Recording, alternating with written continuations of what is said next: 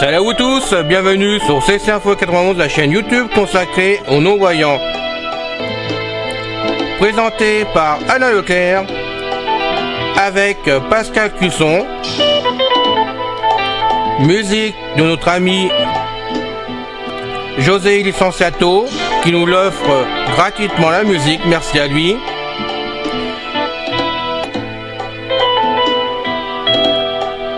Soyez tous et bienvenus sur la chaîne.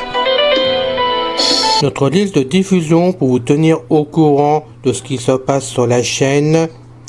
Vous pouvez y aller sur ceci-info91 plus subscribe@googlegroup.com.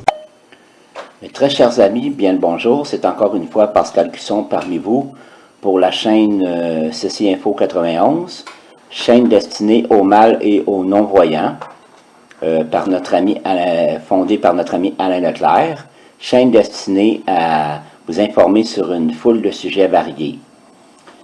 Encore une fois, Alain et moi, nous demandons votre aide afin que, si cela ne vous dérange pas trop, cela prendra que quelques minutes de votre temps, peut-être une ou deux fois par semaine.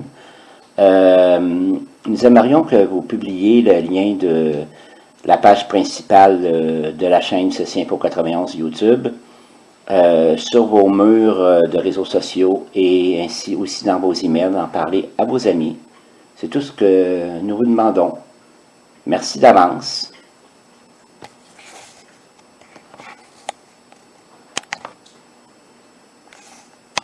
Handicap visuel, quelques clichés sur les personnes déficientes visuelles.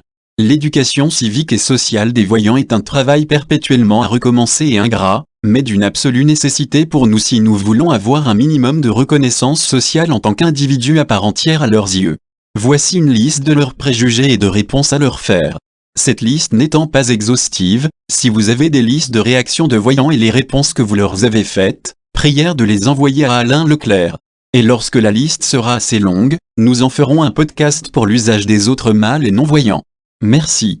Bien à vous, Pascal Cusson. 1. Les aveugles ont un sixième sens. 2. Les aveugles entendent mieux. 3. Tous les aveugles lisent le braille. 4. Le braille est une sorte de langue étrangère. 5. Les aveugles ne connaissent pas les couleurs. 6. Les aveugles ne rêvent pas. 7. Les aveugles ne peuvent pas utiliser un ordinateur. 8. Les aveugles ne peuvent pas utiliser un téléphone tactile. Peut-être parce que la vue est le sens le plus utilisé chez l'être humain, peut-être à cause de la peur ancestrale de l'obscurité. La cécité suscite beaucoup de craintes et d'interrogations. Nombreuses sont les idées reçues qui circulent concernant les personnes aveugles. En voilà quelques-unes auxquelles nous allons immédiatement tordre le cou. 1. Les aveugles ont un sixième sens. Faux. Les personnes aveugles ont bien un sens en moins, pas en plus. Du latin ab oculi, le mot aveugle signifie privé de ses yeux. Au cours de l'histoire, les personnes aveugles ont tantôt suscité des peurs irrationnelles, tantôt une admiration démesurée, et presque toujours une forme de fascination. Voilà pourquoi on leur a souvent prêté un sixième sens.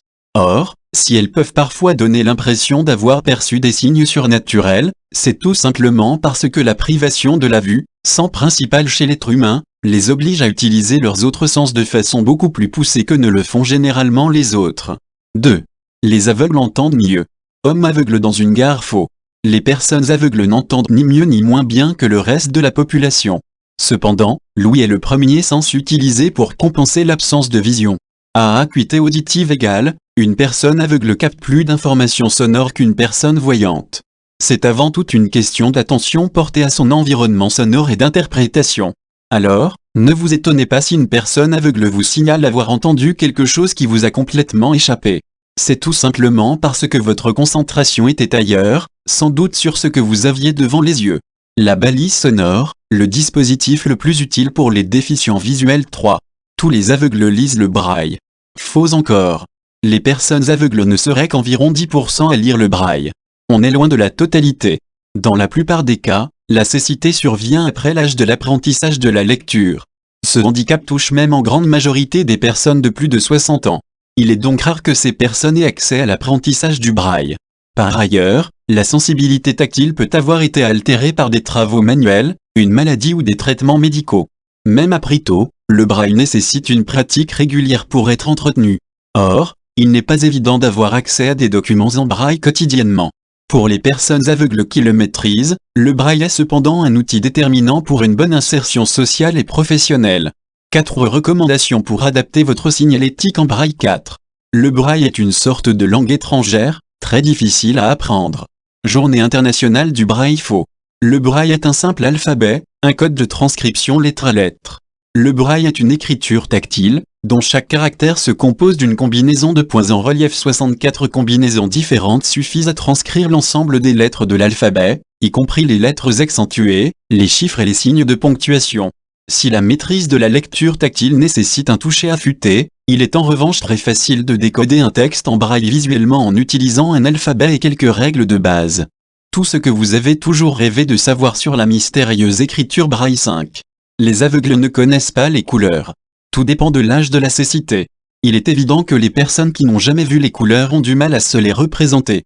Mais la plupart des personnes aveugles ne l'ont pas toujours été. Elles conservent donc leur référentiel visuel toute leur vie.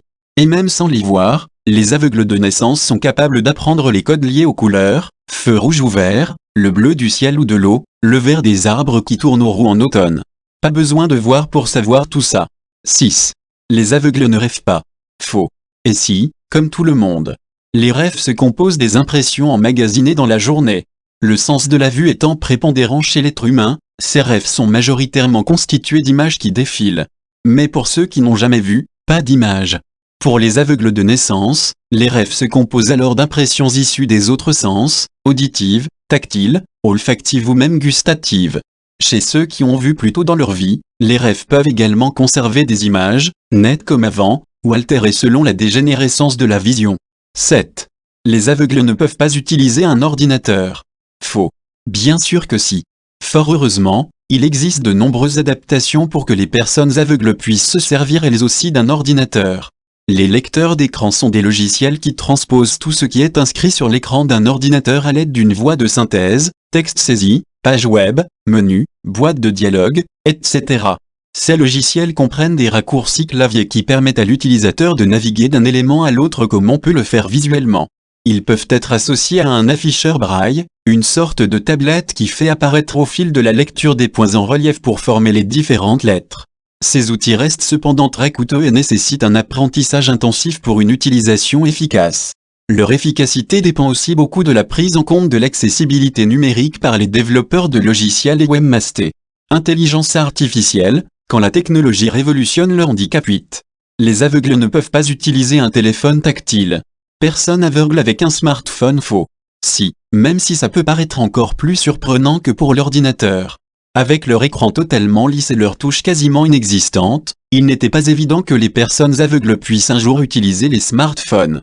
Mais les constructeurs ont pris la question au sérieux et proposent désormais des applications comme VoiceOver pour iOS ou Talkback pour Android. Celles-ci vocalisent toutes les opérations effectuées sur l'écran et... Fin du podcast, bye bye, ciao. C'est fini les amis. Merci d'être passé sur la chaîne. Je vous dis à bientôt avec Pascal. Pensez à vous abonner, c'est important pour nous. Pensez à venir sur notre forum, c'est aussi important pour nous. Bye bye les filles. Salut les gars. À bientôt.